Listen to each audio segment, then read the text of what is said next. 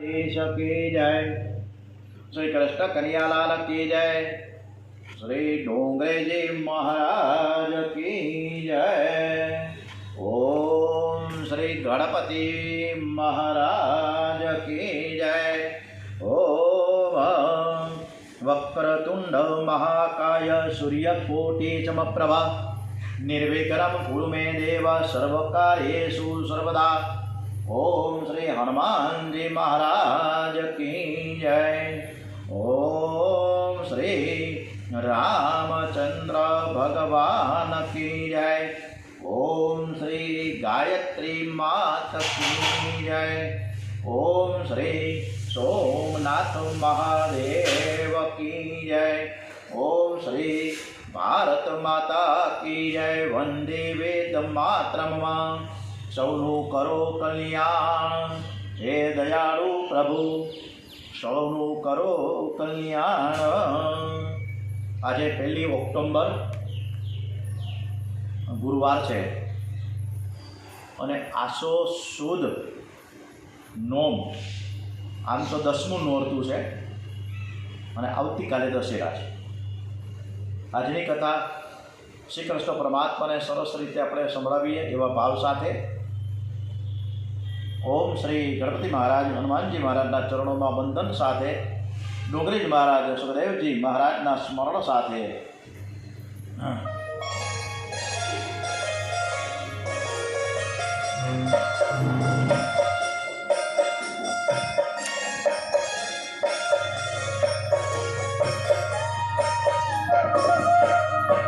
गुरु मेरी पूजा गुरु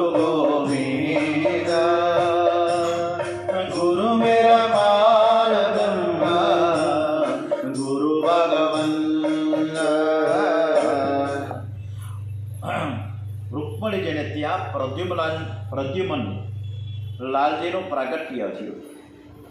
પ્રદ્યુમન લાલજીએ સંબાસુર રાક્ષસનો વિનાશ કર્યો।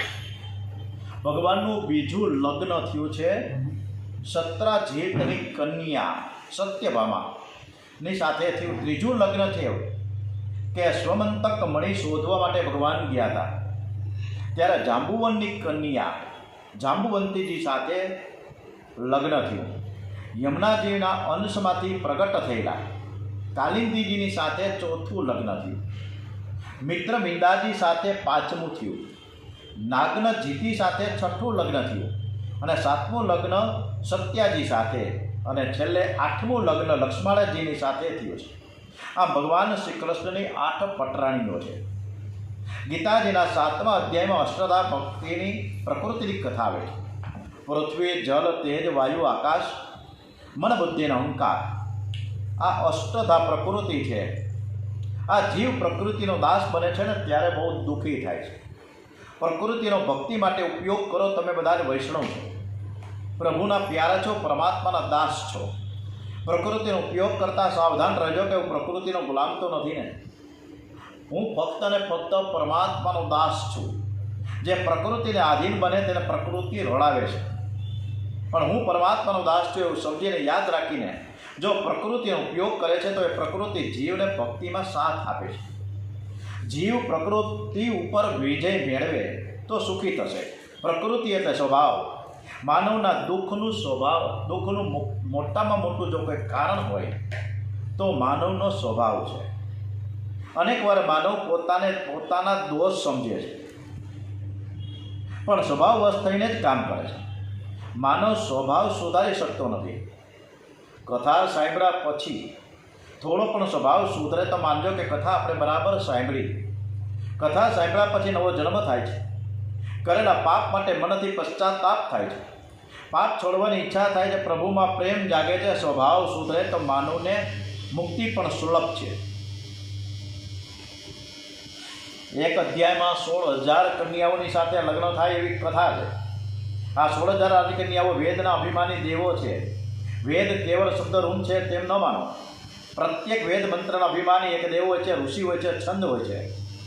દેવ ઋષિ અને છંદનું જ્ઞાન હોય તો જ વેદ મંત્ર સફળ થાય છે। વેદો પણ પરમાત્માનું વર્ણન કરતા થાકી ગયા। એમને પરમાત્માનો અનુભવ થયો નહીં. નાથમ આત્મા પ્રવચન લક્ષ્ય. ભોજનનું કોઈ વર્ણન કરે તેથી કાંઈ તૃપ્તિ ન થાય.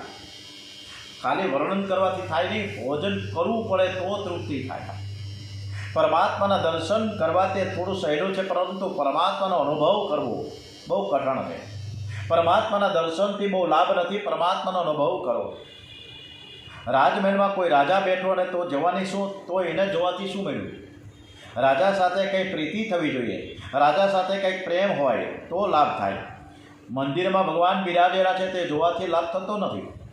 મંદિરમાં બિરાજેલા ભગવાનના દર્શનથી બહુ લાભ નથી, પરંતુ પરમાત્માની સાથે પ્રેમ કરો, પરમાત્માની સાથે પ્રીતિ થાય તો જ લાભ છે. કોઈએ કહ્યું કે આ ધરતીમાં સોનું છે તે જાણવાથી લાભ થતો નથી. પછી ખાડો ખોદીએ ઊંડો ઊંડો અને પછી સોનું દેખાય તો, અને એ પછી સરકારને ખબર પડી જાય તો સરકારના લોકો આવે અને ધરતીનું ધન લઈ જાય. તમે જાણતા હતા કે ખાડો ખોદી કાઢ્યો, સોનું દેખાયું પણ મળ્યું કંઈ નહીં. આમ ધન દેખાય તેથી લાભ નથી. ધન તમારા હાથમાં આવે તો લાભ છે. અરે ધન હાથમાં આવે તોય લાભ નથી. શેઠના રૂપિયા મુનિમના હાથમાં હોય છે, પણ મુનિમ જાણે છે કે આ શેઠના છે, મારા નથી. મારે તો શેઠને હિસાબ પાયનો આપવાનો છે. મને જે પગાર મળે છે એ જ પગારના જે રૂપિયા છે એ જ મારા છે. આમ રૂપિયા હાથમાં આવે તોય લાભ નથી. રૂપિયા તમારા થાય તો જ લાભ છે. એમ પરમાત્માની સાથે પ્રેમ કરો કે ભગવાન તમારા બને. ભગવાનના દર્શનથી લાભ નથી. પરમાત્માનો અનુભવ થાય તો જ લાભ છે. પરમાત્માનો મહાપુરુષો અનુભવ કરે છે. જે પરમાત્મા વૈકુંઠમાં છે, જે પરમાત્મા મંદિરમાં છે, એ જ તમારા અંતરમાં બિરાજેલા છે. આત્મા સ્વરૂપમાં પરમાત્માના દર્શન એને જ અનુભવ કહે છે. આપણા શાસ્ત્રોમાં એવું વર્ણન આવે છે કે વેદના મંત્ર 1,00,000 છે. લાખમાંથી 4,000 મંત્રો જ્ઞાન કાંડના છે, 16,000 મંત્રો ભક્તિ ઉપાસના કાંડના છે, બાકીના 80,000 મંત્રો કર્મકાંડના છે. વેદમાં કર્મ, ભક્તિ અને જ્ઞાન આ ત્રણનું વર્ણન છે. જીવનમાં ત્રણેયની જરૂર છે. અને કેટલાક લોકો એવું સમજે છે કે જ્ઞાન એ જ શ્રેષ્ઠ છે, ભક્તિ કોણ છે. કેટલાક એવું સમજે છે કે ભક્તિ જ શ્રેષ્ઠ છે, જ્ઞાન કે કર્મની જરૂર નથી. આ બધા જ ભૂલ કરે છે. જો કોઈ મિષ્ટાન કરવું હોય તો 3 ભેગા કરવા પડે. 1થી કે 2થી મિષ્ટાન ન થાય. ઘી, ખાંડ અને લોટ આ 3 ભેગા થાય તો લાડુ થાય. લાડુમાં મુખ્ય શું છે? કદાચ કોઈ માણસ એમ માને કે લાડુમાં ઘીની કિંમત વધારે છે. ઘી છે તો લાડુ થાય, પણ એવું નથી. લોટ પણ એટલી જ જરૂર છે, લોટની પણ એટલી જ કિંમત છે. એટલે લોટ પણ ગૌણ જરાય નથી. જો લોટ જ ન હોય તો લાડુ થાય જ નહીં. અને ઘી ને ખાંડના ગોળા ન ખવાય. આમ જીવનમાં કર્મ, ભક્તિ ને જ્ઞાન એમ ત્રણેયની જરૂર પડે છે. આ ત્રણમાં કોઈ ગૌણ નથી. ચિત્ત શુદ્ધિ સત કર્મથી થાય. ચિત્તસ્ય શોધાય કર્મ. જેમ વાસણ ઉપર કાટ ચડે છે તેમ મન ઉપર અનેક જન્મનો કાટ ચડ્યો છે. મનનો કાટ કાઢવા માટે તમારા તન અને મનને કોઈ પણ એક સત્કાર્યમાં પરોવી રાખો. સત્કર્મમાં સંતોષ ક્યારેય માનવો નહીં. એક સત્કર્મ પૂરું થાય કે બીજું શરૂ કરો. અતિશય થાક ન લાગે ત્યાં સુધી સત્કર્મ ચાલુ રાખો. ભક્તિથી મન એકાગ્ર થાય છે. ભક્તિ કરવાની એટલે કરવાનું શું? ભગવાનના સ્વરૂપમાં, ભગવાનના નામમાં મનને એકાગ્ર કરો. મનને ભગવાનના ચરણમાં સ્થિર કરવા માટે ભક્તિ છે. અને જ્ઞાનથી પરમાત્માના વ્યાપક સ્વરૂપનો અનુભવ થાય છે. જીવનમાં ત્રણેયની જરૂર છે. કેટલાક કહે છે કે શ્રી ગીતાજીમાં કર્મયોગ મુખ્ય છે, કેટલાક જ્ઞાન યોગ મુખ્ય છે એમ કહે, તો કેટલાક ભક્તિ યોગ મુખ્ય છે એમ કહે. આ ત્રણેયમાં કોઈ ગૌણ નથી. ગીતાજીમાં પહેલા જે 6 અધ્યાય છે કર્મયોગના છે, 7મા અધ્યાયથી 12મા અધ્યાય સુધી ભક્તિ યોગ છે, અને 13મા અધ્યાયથી 18મા અધ્યાય સુધી જ્ઞાન યોગ છે. આ ત્રણેય મુખ્ય છે. આ ત્રણમાં કોઈ ગૌણ નથી. જો કે વેદમાં કર્મકાંડના 80,000 મંત્ર છે, ભક્તિકાંડના 16,000 મંત્ર છે, અને જ્ઞાનકાંડના 4,000 મંત્ર છે. જ્ઞાનકાંડ બહુ ઓછો છે. વ્યક્ત સાધુઓ, સંન્યાસી, મહાત્માઓ જ્ઞાનકાંડનો વિચાર કરે છે. સુખદેવજી મહારાજ વર્ણન કરે છે કે રાજન, વેદમાં ભક્તિકાંડના મંત્રો 16,000 છે. 16,000 વેદ મંત્રના અભિમાની દેવો પરમાત્માની સાથે એક થવા માટે, બ્રહ્મનો અનુભવ કરવા માટે રાજકન્યાઓના સ્વરૂપે પ્રગટ થયા છે. આ રાજકન્યાઓને ભૌમાસુરે કેદમાં રાખી હતી. ભૌમાસુર શબ્દનો થોડો સરખો નાનકડો વિચાર કરીએ. ભૌમ શબ્દનો અર્થ થાય છે શરીર, અસુ શબ્દનો અર્થ થાય છે પ્રાણ, ર શબ્દનો અર્થ થાય છે રમે છે. શરીર સાથે રમવામાં જે સુખ સમજે છે એ ભૌમાસુર રાક્ષસ છે. એની દાનત સારી નથી. એ રાજકન્યાઓને કેદમાં રાખી છે. વિલાસીના હાથમાં વેદ મંત્ર જાય તો વિલાસી લોકો વેદ મંત્રનો અર્થ પોતાની વાસના પ્રમાણે કરે છે. વેદોને ભોગ ઇષ્ટ નથી. વેદોનું તાત્પર્ય ત્યાગમાં છે. નિવૃત્તિ નિષ્ઠ વેદોમાં સંસાર સુખ ભોગવવાની આજ્ઞા આપી છે. ઋતો ભાર્યા ઉપયાતો. વેદ ભગવાન જાણે છે કે જીવ એકદમ છોડી શકે એમ નથી. તેથી કહ્યું છે કે તમે ધર્મની મર્યાદામાં રહીને સુખ ભોગવે. પણ વેદોનું તાત્પર્ય ભોગમાં નથી, ત્યાગમાં છે. ભૌમાસુરની દાનત બગડેલી છે. એ રાજકન્યાઓને કેદમાં રાખીને ભગવાન શ્રી કૃષ્ણ ત્યાં પધાર્યા છે. ભૌમાસુરને મારે છે. રાજકન્યાઓને કારાગૃહમાંથી છોડાવે છે. પણ આ ભૌમાસુરના કારાગૃહમાં રહેલી રાજકન્યાઓ સાથે જગતનો કોઈ પણ પુરુષ લગ્ન કરવા માટે તૈયાર ન થયો. બધા જ ના પાડે છે, તિરસ્કાર કરે છે. નિરાધારના આધાર ભગવાન છે. માનવ કોઈ વખત દુઃખમાં એવું બોલે છે કે જગતમાં મારું કોઈ નથી, ત્યારે ભગવાનને બહુ જ ખોટું લાગી જાય છે. ઈશ્વર સર્વના છે. પરમાત્મા 24 કલાક તમને જુએ છે. કેટલાક લોકો મંદિરમાં 2 વાર 3 વાર 5 વખત દર્શન કરવા જાય તો એને એમ છે હું ખૂબ જ ભક્તિ કરું છું, હું તો 5 વખત મંદિરે જાઉં છું. અરે તું 4 વખત જા, 5 વખત કે 6 વખત દર્શન કરવા જાશ, પણ એમાં મોટો બધો કોઈ ઉપકાર કરી નાખ્યો નથી. પણ 24 કલાક ભગવાનનું સ્મરણ સર્વકાળ સદા સર્વદા થવું જોઈએ. ભગવાન સર્વના છે એવું માનશો નહીં, કારણ કે મારું કોઈ નથી. ભગવાન તમારા છે.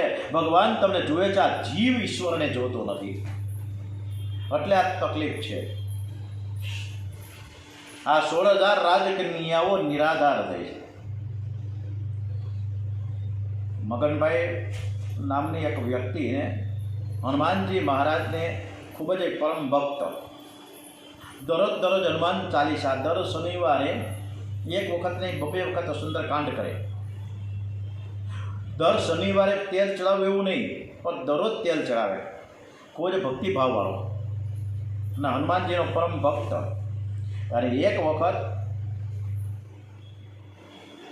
હનુમાનજીએ એમને દર્શન આપ્યા છે સ્વપ્નમાં, અને એણે કીધું કે ગયા મહિનાની આપણે હમણાં 1 સપ્ટેમ્બર ગઈ, એટલે 1 સપ્ટેમ્બરના રોજ હનુમાનજી મહારાજે મગનભાઈને, જે સાચો વૈષ્ણવ હનુમાનજીનો પરમ ભક્ત, એને સપનામાં 1 સપ્ટેમ્બરના રોજ આવ્યા અને કીધું કે તું મારો પરમ ભક્ત છે, તું રોજ મને તેલ ચડાવશ, તું રોજ મને આંકડાની માળા ચડાવશ, તું દર શનિવારે 2 વખત સુંદરકાંડ કરશ, તો હું હવે આજથી, આજે 1 સપ્ટેમ્બર છે, સવારે ઉઠીશ ને ત્યારે આજુ ને બાજુ, ડાબી બાજુ હું હોઈશ, જમણી બાજુ તું હોઈશ, ઉપરે તું જોઈશ તો હું જ છું, નીચે પણ હું જ, એમ ચારે બાજુ તું મને મારા દર્શન કરી શકીશ અને હું તારા દર્શન કરી શકું. એટલે હનુમાનજી મહારાજ કહે પણ વાત એ છે કે હું ચારે બાજુ તારી આગળ અને પાછળ ફરતો રહીશ, એટલે તું કંઈ પણ સારું કામ કરીશ ને તો મને મજા આવશે, પણ જ્યારે ખોટું કે ખરાબ કામ કરવાનો વિચાર આવે એટલે મારી ગદા છે એ હું તને માથા ઉપર મારીશ.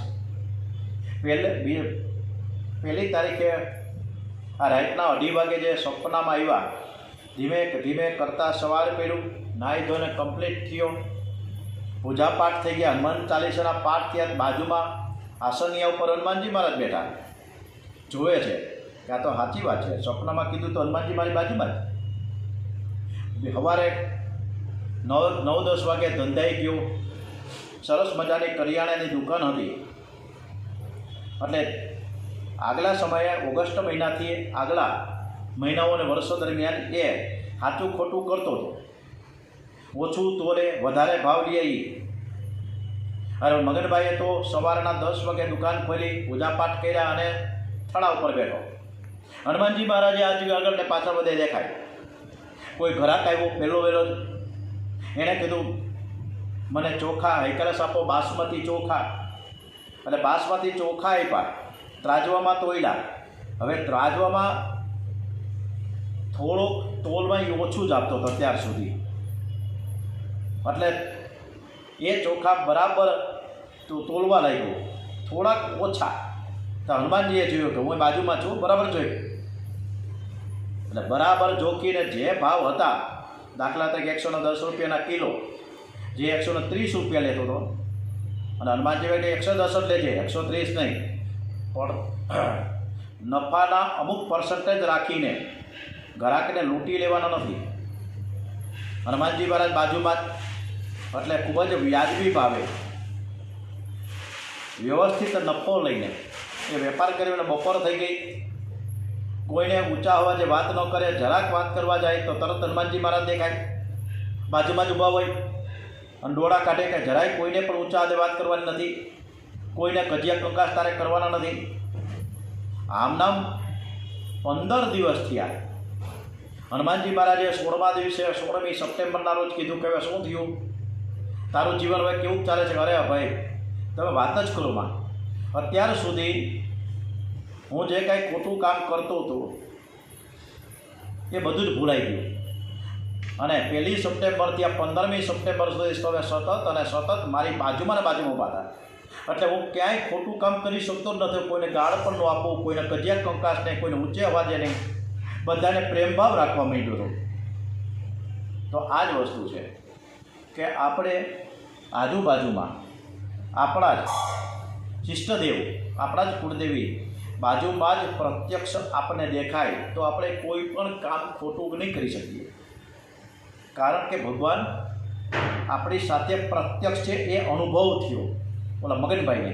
એ જ રીતના આપણે પણ અનુભવ કરીએ તો જીવન સરસ રીતે પસાર થઈ જાય.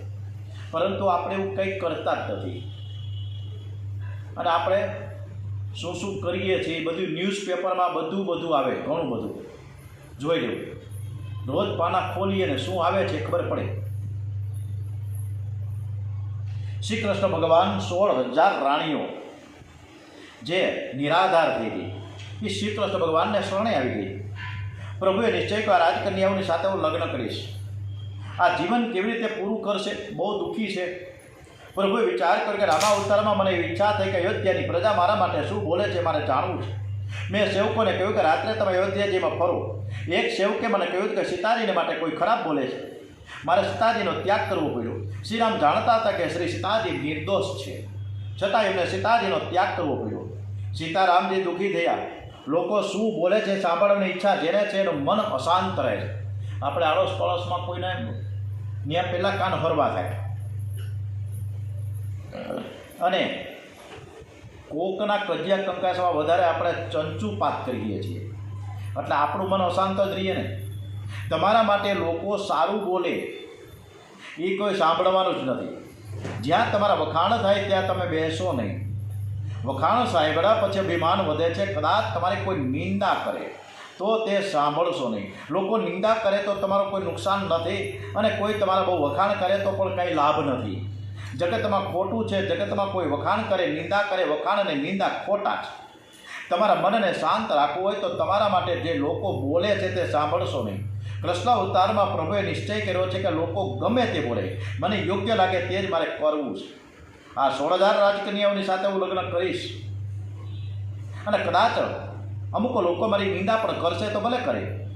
આ 16,000 રાજકન્યાઓ કેવી રીતે જીવન વિતાવશે? શ્રી કૃષ્ણ મહાયોગેશ્વર છે. એમણે 16,000 મંડપ પ્રગટ કર્યા, 16,000 રાજમહેલ પ્રગટ કર્યા. શ્રી કૃષ્ણના સ્વરૂપ 16,000 પ્રગટ થયા. ગ્રંથોમાં તો વર્ણન એવું આવે છે કે યાદવોના કુલગુરુ ગર્ગાચાર્ય. પ્રત્યેક લગ્નમાં બ્રાહ્મણની તો જરૂર પડે જ છે. આપણા ભારતમાં જે લગ્ન થાય છે તે ધર્મના માટે થાય છે.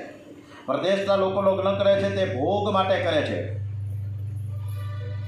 લગ્નમાં દેવ, બ્રાહ્મણ અને અગ્નિ આ ત્રણની સાક્ષી હોય છે. લગ્નનો ભંગ થઈ શકે નહીં. પ્રત્યેક લગ્નમાં ગર્ગાચાર્યની ગોર મહારાજની જરૂર છે. ગોર મહારાજ વિના લગ્ન ન થાય. પ્રભુએ એવી લીલા કરી કે શ્રી કૃષ્ણના 16,000 સ્વરૂપો પ્રગટ થયા તે આશ્ચર્ય નથી, પરંતુ ગર્ગાચાર્ય પણ 16,000 બનાવી દીધા. પ્રત્યેક મંડપમાં ગર્ગાચાર્ય બેઠા હતા. એક જ મુહૂર્તે 16,000 રાણીઓની સાથે વિધિપૂર્વક લગ્ન થયા છે. શ્રી કૃષ્ણ 16,000 રાણીઓના પતિદેવ થયા છે. શ્રી કૃષ્ણ સર્વને રાજી રાખતા, ઘરના લોકો દુઃખી ન થાય ને બહુ જ કાળજી રાખતા. ખરા આનંદમાં રહે, પણ તમારો આનંદ કોઈ સ્ત્રીમાં નથી, કોઈ પુરુષમાં નથી. એ સમજીને ઘરના લોકો સાથે તમે પ્રેમ કરો. તમે આનંદ પરમાત્મા આપશો. આનંદ સ્ત્રી પાસે નથી, આનંદ પુરુષ પાસે નથી. ગ્રહસ્થનો ધર્મ પ્રભુએ સમજાવ્યો છે કે સર્વ રાણીઓને રાજી રાખે છે, બહારથી રાણીઓ સાથે પ્રેમ બતાવે છે. અંદર વિરાગ્ય છે. ઘરના લોકો સાથે બહારથી પ્રેમ બતાવો, અંદરથી પ્રેમ ઈશ્વરની સાથે કરો. કોઈ પણ માનવ અંદરથી પ્રેમ કરવા લાયક નથી. શ્રી કૃષ્ણમાં વૈરાગ્ય પરિપૂર્ણ છે, એ બધાને રાજી રાખે છે, પણ કોઈ રાણીમાં આસક્ત થયા નથી. ગ્રહસ્થાશ્રમમાં પતિ પત્ની શુદ્ધ ભાવથી પ્રેમ કરે, પણ શરીરમાં આસક્ત બને નહીં. આ શરીર છે, બળપુત્રથી ભરેલું શરીર છે, જે પ્રેમ કરવા લાયક નથી. આત્મદ્રષ્ટિથી પ્રેમ કરો, દેહ દ્રષ્ટિથી પ્રેમ કરવા જાય તો પતિ પત્નીનું પતન થશે. પરમાત્મા 16 રાણીઓના પતિ થયા છે. બધાને રાજી રાખે છે. ઘરમાં જરાય ઝઘડો નથી. અરે 2-4 ભેગી થાય તોય તોફાન કરે છે ને, બૂમ બરાણા ધબા ધબી માથાકું. પણ ભગવાન તો 16,000 રાણીઓ રાખીને સરસ મજાનો ઘર સંસાર ચલાવે છે. કોઈને કાંઈ તકલીફ જ નહીં. પરમાત્માએ ગ્રહસ્થ ધર્મનો આદર્શ બતાવ્યો છે. ગ્રહસ્થાશ્રમમાં ભક્તિમાં બાધક નથી. પતિ પત્નીનો પવિત્ર સંબંધ સંસાર સાગર તરવા માટે છે. એક વખત એવું થયું કે રૂકમણીજીને થોડું અભિમાન થયું કે આટલી બધી રાણીઓ છે, પણ મારા જેવી સુંદર કોઈ નથી. મારા વિના એને જરાય ગમતું નથી. મારી પાછળ ફરે છે. કંઈ કરવું હોય તો પહેલાં મને પૂછે છે. જ્યાં રૂકમણીજીનું હરણ કરીને વિદર્ભ નગરીથી દ્વારિકામાં, માધવપુરમાં 3 ફેરાને પછી છેલ્લે 4થો ફેરો દ્વારિકામાં, એ રૂકમણીજી સાથે લગ્ન થયા. રૂકમણીજીને અભિમાન આવ્યું કે મારા જેવી કોઈ સુંદર નથી. એકદા સુખદઈ બેઠા સ્વ પલંગે જગતગુરુ, વાયુ ઢોળે સખી સાથે રૂકમણી સેવતા પ્રભુ. પ્રભુ પલંગમાં બેઠા છે.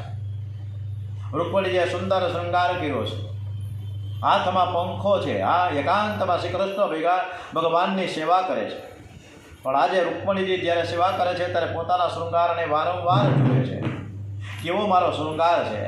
જગતમાં મારા જેવી કોઈ સુંદર સ્ત્રી નથી. તેથી મેં એ કૃષ્ણ ભગવાન મારે આધીન થયા છે. મારા વિના એને જરાય ફાવતું પણ નથી. રૂકમણીજી સેવા કરે છે. શ્રી કૃષ્ણની પણ ચિંતન કરે છે. પોતાના સૌંદર્યનું, પોતાના શૃંગારને જ વારંવાર જુએ છે. જગત કરતાં ભગવાનની સાથે પ્રેમ કરે ને ભક્તિ કહે છે. પણ જીવ જ્યારે ભગવાન કરતાં જડ વસ્તુની સાથે વધારે પ્રેમ કરે ત્યારે ભક્તિમાં વ્યભિચાર નામનો દોષ આવે છે. તમને જગત કરતાં ભગવાન વધારે પ્રિય છે કે ભગવાન કરતાં જગતનો કોઈ પદાર્થ વધારે પ્રિય લાગે છે? ભગવાન કરતાં જગત સાથે વધારે પ્રેમ કરે પ્રભુને ગમતું નથી. એ ભક્તિમાં દોષ આવે છે. આ જગત સાથે બહુ પ્રેમ કરીને જીવ દુઃખી થઈ ગયો છે. જગત સાથે વિવેકથી પ્રેમ કરો. કોઈ જીવ સાથે વેર ન કરો, કોઈનો પણ તિરસ્કાર ન કરો, પણ જગત સાથે વિવેકથી પ્રેમ કરો. તમે જે માનવ પાસે કે જડ વસ્તુ સાથે પ્રેમ વધારે કરો છો એનો વિયોગ થશે. વિયોગ થવાનો છે, યાદ રાખીને પ્રેમ કરો. જીવનો ઈશ્વર સાથે સંયોગ સાચો છે. જીવનો સંસાર સાથે સંયોગ કાચો છે. જેનો સંયોગ તમને સુખ આપે છે એનો વિયોગ અતિ દુઃખ પણ આપશે. અમારા ગોંડલ ગામે અમારા જૂના પાડોશી, મારી જ ઉંમરના, અને એનો દીકરો રમણીકભાઈ, અને એની ઘરવાળી સંધ્યા, અને એની દીકરીનું નામ નમ્રતા. એક જ દીકરી. પરિવારમાં બીજું કોઈની 3 જ જણા, પતિ પત્ની અને દીકરી. અને ખાધે પીધે સુખી કુટુંબ. રમણીકભાઈને સંધ્યા આમ ભક્તિભાવવાળા, સરસ મજાનો કારોબાર, અને નમ્રતાને લાડથી ઉછેરી છે. જેટલું માંગે એટલું આપે, ફટાફટ આપે, ક્યાંય તકલીફ જ નહીં. નમ્રતા માંગે ફટાફટ હાજર થઈ જાય. સારામાં સારું ભણાવ્યું, ફિઝિયોથેરાપિસ્ટ કરાવ્યું, ફિઝિયો કરાવ્યું. 22 વર્ષની દીકરી થઈ નમ્રતા. અને એ નમ્રતા ધીમે ધીમે કરતા એમને આવક જાવકમાં એને કોઈ વાહન નહોતું આવડતું નમ્રતાને, અને એ અમદાવાદમાં પીજી હતી. એટલે અમદાવાદમાં પછી રેપિડો કરીને એ બાઇક મગાવતી, કાર મગાવતી, એમાં કોઈની સાથે એને પ્રેમ થઈ ગયો જે બીજી જ્ઞાતિના હતા. એ છોકરો કોઈ બીજી જ્ઞાતિનો, આર્થિક રીતે કોઈ સક્ષમ નહીં, કોઈ ખાનદાન નહીં, કોઈ સંસ્કાર નહીં, એકદમ કેરેક્ટરલેસ. આ બધા જ સમાચાર એના બાપને મળ્યા કે મારી છોકરી આ છોકરાની સાથે પ્રેમ કરે છે. છોકરીએ ઘણું વૈઢા, ઘણું કઠોર થયા, છોકરી માયની નહીં, અને એ દીકરી નમ્રતાએ એની સાથે લગ્ન થયા. વારંવાર કે આજ તમારો જમાઈ છે ને તમારે અપનાવવો જ પડશે. એ બહુ જ દુઃખ હતું મા બાપને. અને કોઈ પણ દીકરી આવી રીતના અન્ય જ્ઞાતિમાં અથવા તો પોતાની સમકક્ષ અથવા ખાનદાન કોઈ સંસ્કારહીન કોઈ છોકરા સાથે લગ્ન કરે, કોઈ મા બાપને ગમે નહીં. બાપ ખૂબ જ હેરાન પરેશાન થઈ ગયો. એટલો બધો નમ્રતા સાથે પ્રેમ કરતો તો એના વગર એને ચેન નહોતું પડતું, અને વારંવાર એના વિયોગમાં એ રોતો હતો. આ તકલીફ છે. એટલે આપણા પરિવારના સભ્યોની સાથે આપણે ખૂબ જ પ્રેમ કરીએ છીએ. ના નથી કરવો જ જોઈએ, પણ એટલો જ પ્રેમ પ્રભુ પરમાત્માની સાથે આપણે કરતા નથી. તકલીફ અહીંયા છે. બધી ઘણી પ્રકારનું દુઃખ છે. આ સંસારમાં રહીને આપણે બધા દુઃખી છીએ. આમ તો કોઈ સુખી તો છે જ નહીં, અને કોઈના મોઢામાં હું સુખી છું એવા શબ્દો પણ મળતા જ નથી. અને જ્યારે મળે ત્યારે જીવ છે ને પરમાત્માની સાથે એટેચમેન્ટ થાય. ત્યારે આપણે કૃષ્ણ કન્યાની આ કથામાં અનેક આવા ઉદાહરણો સરસ સરસ આવે. એટલે અહીંયા પણ રૂકમણીજીને અભિમાન થયું કે હું સૌંદર્યવાન છું અને મારા વિના પ્રભુને બિલકુલ ચાલતું જ નથી. રૂકમણીજીની સેવા તો ભગવાનની કરે છે, પણ સેવામાં પ્રમાદ થયો છે. તમે ઠાકોરજીની સેવામાં બેસો ને ત્યારે આંખ અને મનને ભગવાનમાં પરોવી રાખજો. મનને પ્રભુમાં પરોવી રાખવું કઠણ છે, પણ આંખ અને ભગવાનમાં પરોવી રાખવી બહુ કઠણ નથી. કદાચ મન ચંચળ થાય તો થવા દેજો, આંખ સ્થિર રાખો. આંખ ભગવાનમાં સ્થિર હશે તો ધીરે ધીરે મન પણ સ્થિર થશે. આંખ જેની ચંચળ છે તેનું મન પણ બહુ ચંચળ થાય છે. જપ કરતાં સેવા કરતાં કદાચ મન કુદાકુદ કરે તો ભલે કરે, પણ આંખને સ્થિર કરો. આંખ સ્થિર થાય ત્યાં ધીરે ધીરે મન પણ સ્થિર થાય છે. જાગૃત અવસ્થામાં મન આંખમાં હોય છે. રૂકમણીજીની આંખ ચંચળ છે, મન ચંચળ છે. મનથી સૌંદર્યનું ચિંતન કરે છે અને આંખથી પોતાના સંસાર શૃંગારને જુએ છે. શ્રી કૃષ્ણ ભગવાનને જોતા નથી, પરમાત્મા સમજી ગયા છે કે અભિમાન થયું છે રૂકમણીને, અને એ અભિમાનને દૂર કરવા માટે પ્રભુએ લીલા કરી છે. અને રૂકમણીજીને કહ્યું, દેવી તમે અતિ સુંદર છો. મને તો એવું લાગે છે કે તમારા જેવી સુંદર સ્ત્રી આ જગતમાં કોઈ ઠેકાણે નહીં હોય, પણ તમારી થોડીક ભૂલ થઈ ગઈ. તમે શું જોઈને મારી સાથે લગ્ન કર્યું છે? તમે બોલો પ્રેમપત્ર પહેલાં લખ્યો હતો ને 7 શ્લોકનો, તો હું તો ગોવાળીઓ છું, ગામડાનો ગોકુળિયાનો, અને તમે તો રાજ્યલક્ષ્મી રાજકન્યા હતી. મને શું કામ પરણા? તમારું ને મારું તો કોજળું થઈ ગયું. તમે તો વિચાર કરો કે તમે રાજમહેલમાં મોટા થયા, તમે સરસ મજાની રાજકન્યા, અને હું થોડો ત્યાં એ વખતનો રાજાનો કોઈ દીકરો હતો, એક ગોવાળીઓ, ગાયોની પાછળ ફરવાવાળો, ઉઘાડા પગે, ચંપલે નહોતા. તમે તો ગોરા છો, હું થોડો કંઈ ગોરો છું, હું તો શ્યામ છું. મોટા મોટા રાજાઓ તો તમારા માટે જે તે સમયે પાગલ થયા હતા. રાજાઓ ઈચ્છા રાખતા હતા કે રૂકમણી એકવાર અમારે સામું જોઈએ, અમને નજર આપે. રાજાઓ તમારી સાથે બહુ પ્રેમ કરે, પણ આ બધા જ રાજાઓ મારી નિંદા કરે, મારી સાથે વેર કરે. તમે જાણો છો ને, મારી જન્મભૂમિ મથુરા છે, અને તે છોડીને હું આ સમુદ્રમાં, યાર એ સમુદ્ર ખારો, અને એ ખારા સમુદ્રની વચ્ચે, અને એ મેં અત્યારે દ્વારિકા એ બ્રહ્માજીએ કરી દીધી. મેં તો કંઈ કર્યું નથી, મારી પાસે કંઈક આવડીએ છે. તો એની સાથે તમે લગ્ન કર્યા, અને અત્યારના બધા રાજાઓ આજુબાજુમાં છે, બધાને મને બહુ બીક લાગે છે. ડરેલા ભૂપતિ શુભ્રુ સમુદ્ર શરણે ગયા, વેપીલા બળવાનોના ત્યજેલા રાજ્ય સર્વથા. શ્રી કૃષ્ણ ભગવાનની ભાષા બે અર્થથી ભરેલી છે. ભગવાન કહે કે મને રાજાઓની બહુ બીક લાગે છે, અને તેથી મારી જન્મભૂમિ મથુરા છોડીને હું દ્વારિકા ખારા સમુદ્રમાં વચ્ચે આવ્યો. મને જરાસંઘની બહુ બીક લાગી, તે પણ રણ છોડીને હું રાહીશું. હું ભાગ્યો તો તમને ખબર તો છે, અને તેથી જ બધાએ મને રણછોડ કીધા કરે છે. રણછોડ એટલે બીકળ, હું બીકળ તો છું. અને આવા બીકણ સાથે તમે લગ્ન કર્યા છે. અને આ સાધુ ને બ્રાહ્મણો આ દ્વારિકામાં આવીને આ બધા જ રાજાઓ આ બધા જ મારી બહુ નિંદા કરે છે. થોડાક ઠીક છે કે બ્રાહ્મણો અને સાધુ અમુક છે મારા વખાણ કરી, ઠીક છે, બરાબર છે. આ સાધુ બ્રાહ્મણો એવા હોય છે કે જેનું ખાય એના બહુ વખાણ કરે. મને બ્રાહ્મણને જમાડવાની, સાધુ સંતોની પૂજા કરવાની એક ટેવ પડી છે. મોટા શ્રીમાન લોકો, રાજાઓ તો મારી નિંદા જ કરે છે. સાધુઓ બ્રાહ્મણો મારા વખાણ કરે, તે વખાણ સાંભળીને તમે ભોળવાઈ ગયા. અને સુદામદેવ એટલે કે બ્રાહ્મણે પણ તમારા વખાણ કર્યા અને મારા પણ વખાણ કર્યા ને તમારી પાસે, એટલે તમે ભૂલી ગયા. અને એ ભૂલવામાં તમે મારી સાથે લગ્ન કરી નાખ્યા. તમે તો અતિ સુંદર છો. હું તમને ખરું કહું, તમારા સૌંદર્યની કદર મારા ઘરમાં નહીં થાય. સૌંદર્યની કદર કામી પુરુષ કરે છે. શ્રી કૃષ્ણ પૂર્ણ નિષ્કામ હોવાથી શ્રી કૃષ્ણ સૌંદર્યની કદર કરી શકતા નથી. સુપર્ણખા રામજીની સન્મુખ શૃંગાર કરીને ગઈ, બની ઠણીને ગઈ. રામાયણમાં લખ્યું છે કે આંખ ઊંચી કરીને રામચંદ્રજીએ સુપર્ણખાની સામું પણ જોયું નહોતું. સબરીમાં પ્રેમથી વાતો, સબરીમાની એક તો ગલડી બુટી બિચારી 92 વર્ષની કરતલીઓ પડી ગઈ હતી, વાકી વળી ગઈ હતી સબરીમાં. એમ છતાં પણ એની બાજુમાં આસનીઓ નાખીને રામચંદ્રજી બેઠા અને એઠા બોર ખાધા એના.